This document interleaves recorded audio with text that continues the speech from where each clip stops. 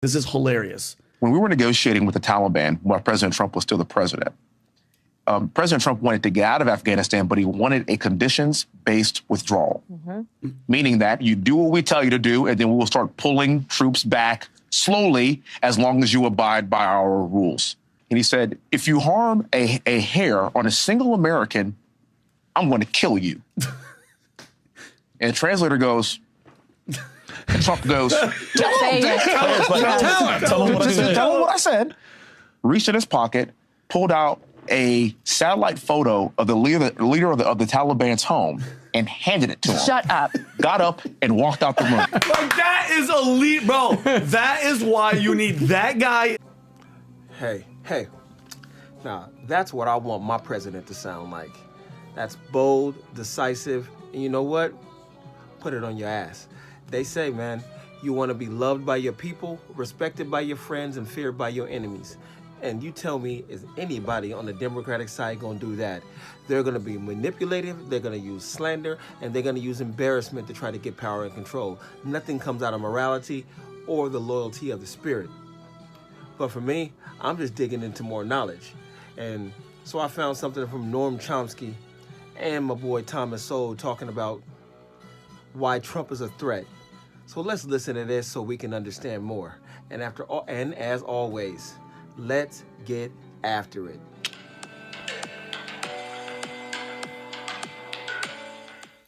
That's what I be talking about. Always trying to get into some new knowledge. Let's learn something today. Come on, y'all. Come learn with me. Means what he's saying. I don't know him. I assume that he means what he's saying. If he does, not only we, but the human species is in very deep trouble. I'll come back again to global warming. That is a hugely significant phenomenon. All right, hold up.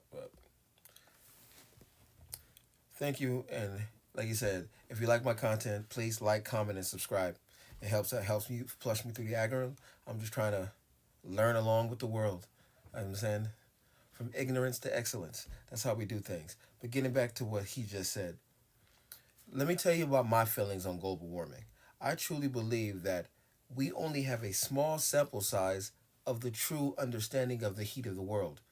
Since the instruments that we have currently to diagnose what global warming is, the melting of the ice melts, the heating of the sun, the rise of sea levels, that we only got a small sample size when it comes to the millennia history of the planet. Who knows if this is just one small upswell, then it goes back to whatever might be considered normal, and then it can go up and down again at another time, but the earth always goes on. So when we have these modern scientists today trying to use climate change as a threat to get them to get us out of doing what's natural on the world, like they have dominion, like it says in the Bible, that we're supposed to have over this planet, I just can't get behind that. And then you want to put an individual who will only live for a fraction of time when it comes to the history of the planet and blame that on him. That's not fair. That's when you're being intellectually dishonest. And that's what I feel about this guy so far. I know we just dived in, but I really have my questions on the people that are pushing this threat of climate change. It seems like another money transfer. Professor, I used to love reading your column every week, and one thing that is less economic and it's more social that's been happening recently is a discourse, particularly throwing around terms, very, very harsh terms like calling people racist as a sort of a go-to place, particularly for liberals against this administration. We heard it last week, Michael Cohen's testimony in front of Congress. He started out by saying what a racist President Trump is. What would you say about that, particularly with regard to President Trump? Do you consider him to be a racist? I don't know enough about the man to know what he is, but I would like to see any such accusation accompanied by something that we can test against facts. Well, you certainly have heard the charge anti-Semitism against him, despite the fact that his daughter is a convert to Judaism. His son-in-law is a Jew. Their children are being raised in the Jewish tradition. Kind of hard to make the case, and yet you still hear it. Well, if people have never heard those things because the media filters out things that go against what they believe, then the charge can stick no matter what the facts may happen to be. The Trump phenomenon, I was wondering if you could expand a little on that and tell us some of the long-term consequences we will have if Trump is indeed put in office. If Trump is in office? Yes, sir. Well, first we have to ask whether he means what he's saying. I don't know him. I assume that he means what he's saying. If he does, not only we, but the human species is in very deep trouble. Well, Please give me an example of what he means, what he says, because all I've heard from Trump is talking about America first, put money back into America's pockets, build America's military, use America's resources to fund America's prosperity. If he does that, I'm all for it. So please, explain to me what he's saying that is that dangerous, sir. I want to know. come back again to global warming. That is a hugely significant phenomenon. I mean, we're now in a situation where the warming of the planet is proceeding at a level about maybe 100, some claim 1,000 times as high as anything in history that can be checked way back in early, long pre-human history. Didn't I just say that? As long as that can be checked. And as long as the Earth has been around, from Pangea up until now, there has always been changes. When the continent is split, that could have been the end of the world to somebody. But no, change is always going to happen, sir. You can't blame change on any one person. Don't do that. Nothing remotely like it. Sea level rise is now at a level beyond anything that's gone on for thousands of years. Bro, rising sea levels? I'll believe in rising sea levels when celebrities and multimillionaires stop buying beachfront property. When that stops, then you might get me to believe in rising sea levels. But that ain't happening. So come on. Stop trying to gas me. The effects of global warming are already extremely severe. Simply in destruction of species. Species destruction now is at the level of 65 million years ago when a huge asteroid hit the Earth, ended the age of... That is insanely crazy, saying that species destruction at the same point of years ago when an asteroid hit the planet. That's not it. An asteroid hit the planet, we are going into the dark night. So don't even say that, man. That's fear-mongering on the intellectual level, and that's completely unfair, especially to like young and absorbent minds that look at Noam Chomski as some type of intellectual god. They could easily just believe you just because of your acronym. Like, nah, man, you're not making any sense. Dude, did you hear that? He said it's the same. Species destruction is at the same level as back when that comets used to hit the planet. That is insane to say. That's really fucking with the ignorant mind. It's like you're playing God on the minds of the youth, and that's completely unfair. That's not even close to being true. But species damage because of human involvement and human expansion. Now, you could have spoke to me on that one and I would have got with you. Yes, we're building bigger cities, spreading out a lot wider. That's why you're trying to get people to stop spreading and trying to get us focal point back into cities. That's what the elites are really trying to do. They're trying to take away individual wealth and farmland and our ability to spread so they can get us close back into cities to stop, species endangerment. There's some of those things I can understand. Look up smart cities if you really want to get down into how I'm understanding that. But bro, you can't gaslight me like that. Come on, let's go. Dinosaurs. BS. Of a huge destruction of species. That's what's happening right now. And it's accelerating at the latitude where you and I live, roughly this temperate latitude. We are now moving south 10 meters a day just by the average effect of global warming, Trump in particular. There was a conference in Paris last December, an international conference, which tried to set some policies to prevent the global warming before it destroys us. It made some progress, not anywhere near enough. But the goal was to reach a treaty among the countries of the world where they would commit themselves to these measures, inadequate measures, but at least some. Couldn't be implemented. Very simple reason. The Republican Congress would not accept it. So therefore there was no treaty, just verbal commitments. Just a couple of weeks ago, the Republican majority on the Supreme Court sharply violated precedent to block measures, limited measures to reduce. He'll be gone, and I'll be old and gray before we have any type of... Generations will be old and gray before we have any type of effects of this. I think his mental acumen is outdated. He just want to stay relevant, and right now, being on the climate change is profitable for some people. It's profitable to be on it, and it's profitable to oppose it. But I think he just got on the on it side, because what other relevance is he gonna have when he definitely has outdated education? You know what I'm saying? It definitely felt like he needs to sit in the room with Elon Musk and really talk about climate change. And I would love to see that. I would love to see that. See Norman Chomski sit in the room with Elon Musk and Jordan Peterson and have that conversation. I would like to see that, but I don't think he has the oomph to do that. The extensive pollution from coal plants. Well, that's a message to the world, and that message is heard, saying don't bother doing anything because the United States is not going to allow it because of the Republican Party. Going back to Trump, he simply says it's not happening, so I'm not going to do anything about it.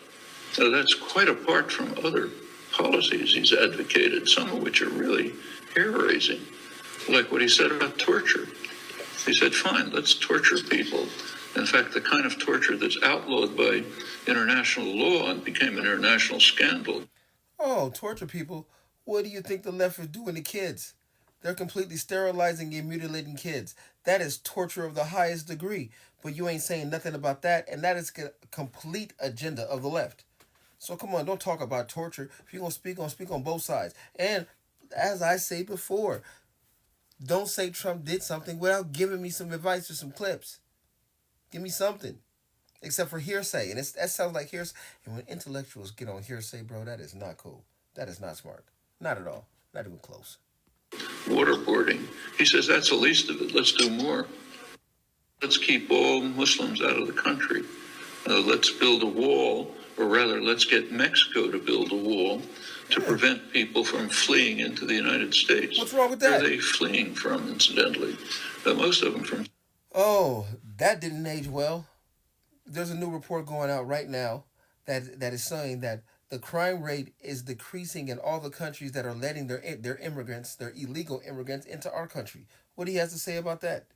Probably nothing. You know what I'm saying? Doesn't make any sense. Yes, closing the border is good. Protecting American sovereignty is good. Well, you don't think so? No. Do you have housekeepers and workers that you're underpaying because they're illegals? Is that the case, Mr. Chomski? I would probably want to look into that. But that don't make no sense, man.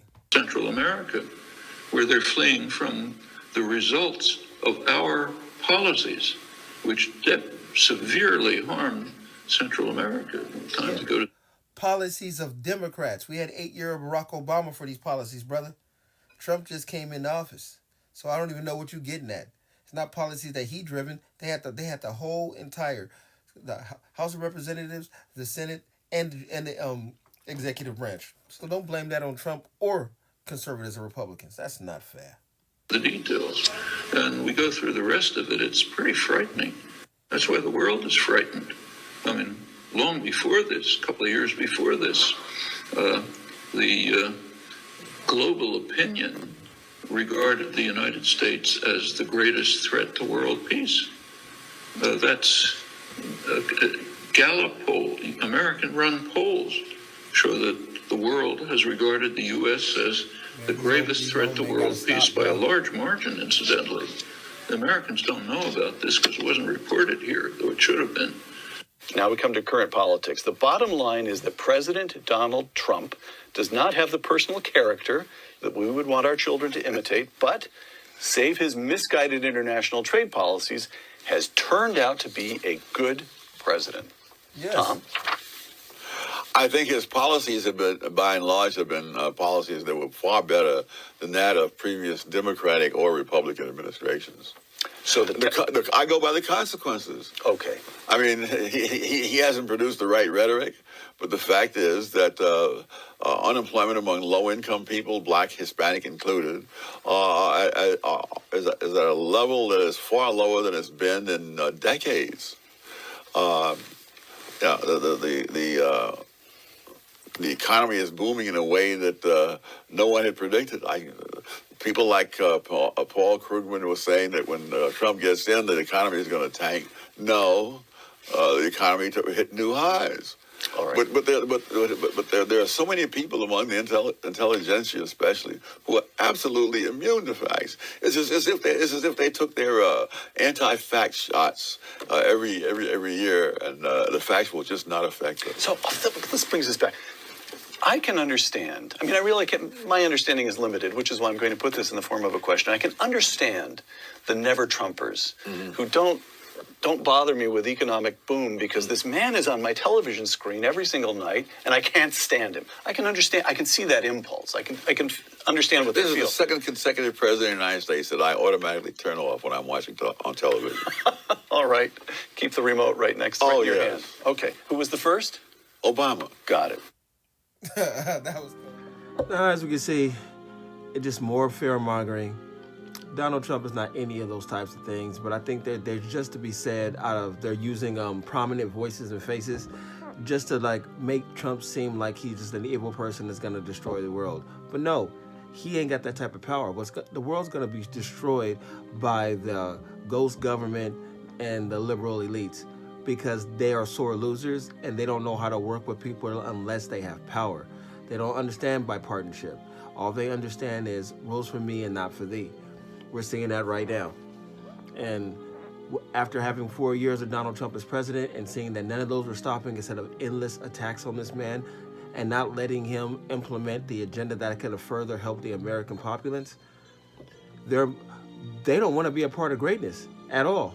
Because the greatness doesn't go to them. The greatness comes to us. And that's what they don't want. They want to be able to have a finger on everything we can do. And that is not what was this country was meant for in a constitutional republic. So when it comes to Donald Trump, he wants to see the world left better for his kids. It was a story that I heard recently that really touched me. And it was a story about the growth of trees. And a father and his son is sitting on the field. And his son was running. His son was wondering, like, Dad, could we go sit in the shade? Could we go sit in the shade? And the father was telling him, let's plant a seed right here. And then in 50 years, there will be shade in this tree. And the son was like, I don't want to wait that long. And that's pretty much how the liberals work. They don't want to wait for delayed gratification. They want to have everything right now, even if it destroys what we can have later. So after that, the father was like, okay, let's plant the tree. So they went through the time of cleaning the soil, building the land, remilling the soil, adding manure, then planting a seed. And then a couple weeks go by and the seedling comes up and the son is like, I really want to be in the shade. The dad was like, you see this tree? We did something. In 50 years, we're going to provide somebody shade. Now come with me. He walked down the field and right around the bend was a big tree. He took his son under the shade and he's like, see? Somebody did this tree 50 years ago for us to have this shade. Now that's looking forward to your future. Now we're going to do that for somebody else. And that's why I follow conservatives. I'm very happy that is the side that really thinks ahead. And Trump is a man that is thinking ahead for his children and his grandchildren. And I'm very happy about that. But that's all I got for today. Woo! Once again, thank you guys for watching Dino Reacts. And if you like my content, like, comment, and subscribe. And as always, chef's kiss. Mwah.